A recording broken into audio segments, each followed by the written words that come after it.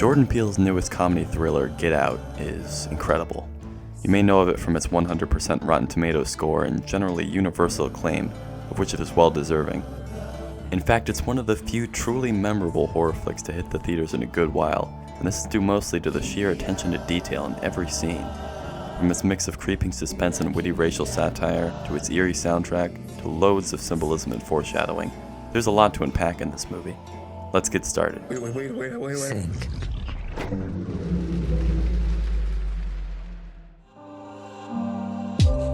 Something small I noticed right off the bat was how the camera movement often reflects the movement of a character, especially in the beginning of the film. Here's a good example. Our protagonist Chris is walking outside of his car after the collision with the deer. Notice how the camera drifts slowly up and down to mimic each step, in addition to focusing on his moving feet. Then we get a shot from the woods looking back at Chris, but this one is completely stationary. We cut back to Chris's perspective viewing the crippled deer, and realize that the previous shot was from the deer's point of view, on the ground looking at an upward angle, immobilized. And then later, as Rose pulls the car up to her parents' house, the camera jiggles slightly as if to simulate going over slightly bumpy terrain. Even the first establishing shot of the Armitage household seems to be fairly normal, until it zooms out to reveal Walter observing from afar. We already know that a moving camera is great for creating a sense of unease, and nowhere is this more true than in a horror movie. It's subtle, but it works very well. Another scene that accomplishes a similar feel is that of the dinner table during their first night at the house. While it already plays off the often awkward and uncomfortable setting of a family dinner, a series of increasingly extreme close-ups progressively builds up the tension. But I think this film's greatest visual nuance is its creative use of color, specifically blue and red. Throughout the movie, shades of blue are indicative of Chris and things connected to Chris, while reds and oranges are associated with Rose and her family. And this extends far beyond just their fashion choices. Chris's home is blue, his friend Rod wears blue, his traumatic memories are tinted blue, even the title text of the movie is light blue.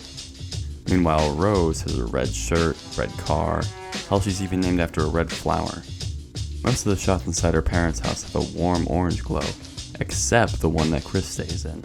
There are even some spots where color acts as a visual clue.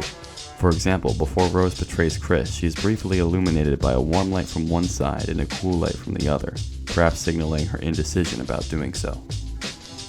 Then later she has her hair tied back and is clad in all white, sterile, emotionless, and brainwashed.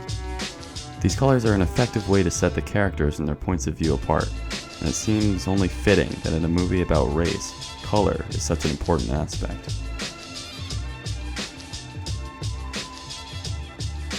Where Get Out really shines, however, is in the writing. From start to finish, this film is littered with symbolism, foreshadowing, parallels, you name it. Starting off with one of the more obvious metaphors, deer. Deer are all over the place with this movie. The one that smashes the car in the first act, the one in the hypnosis chamber, even an animated monster buck in the trailer. There's also the connection between the hit and run that kills Chris's mother. The audience is pretty much told flat out that these animals are symbolic of black people in this dialogue. You know what I say? I say one down, a couple 100,000 to go. Yeah. No, I don't mean to get on my high horse, but I'm telling you, I do not like the deer. I'm sick of it. They're taking over. They're like rats. They're destroying the ecosystem. I see a dead deer on the side of the road. I think to myself, that's a start. Subtle. But this analogy makes even more sense when you consider that bucks, the male deer, are hunted for their antlers in the same way that the Armitage family is essentially hunting down black men for a particular aspect of their bodies. This is hinted at during the party when the different guests are sizing Chris up, feeling his muscles, examining his golf swing, etc.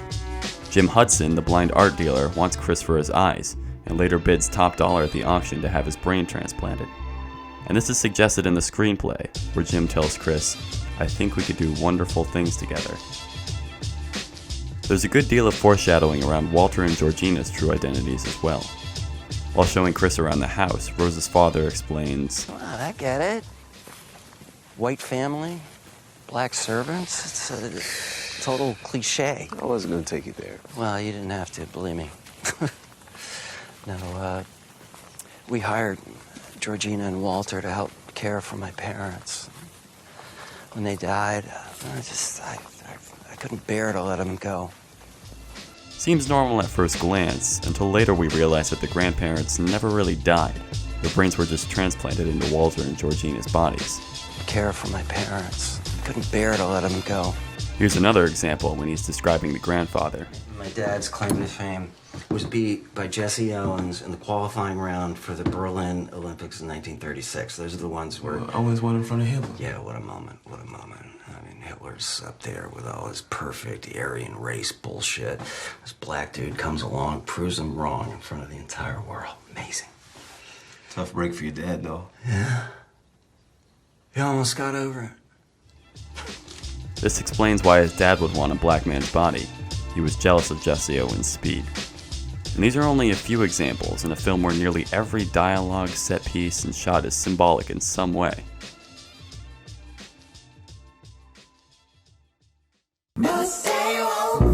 Even the music choice reflects this. Throughout some of the movie's early scenes, we're treated to Childish Gambino's Redbone, a personal favorite of mine, and a song that is appropriate, given it's about a flawed and ultimately doomed relationship. I wonder if that'll come up later.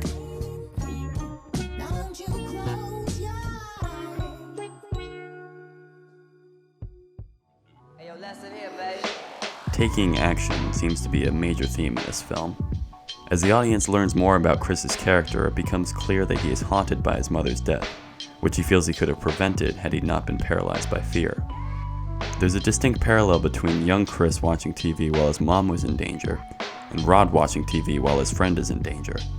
But unlike young Chris, Rod takes action and eventually rescues the person he cares for, thereby succeeding where our protagonist had failed. Another way to interpret this is Chris's murder spree as he desperately tries to escape the Armitage house.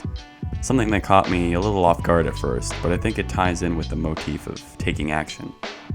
Characters in classic horror movies are usually helpless to defend themselves against the monster, but Get Out purposefully challenges this genre convention. Not to mention the catharsis of seeing our hero be a total badass. As a side note, I appreciated that this movie trailer didn't give away too much of the story. Too many movie trailers these days are so desperate to pull you in that they show off every major plot point, and then there's basically no reason to go see it. But the Get Out trailer has just the right balance of action and story, doesn't reveal any of the big twists, and even has a hint of foreshadowing. Take notes, movie studios.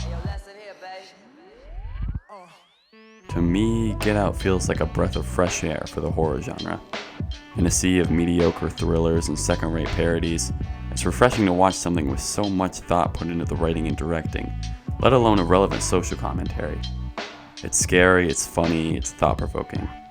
Jordan Peele's work gives me hope for the future of horror movies because it makes you think. After all, a mind is a terrible thing to waste.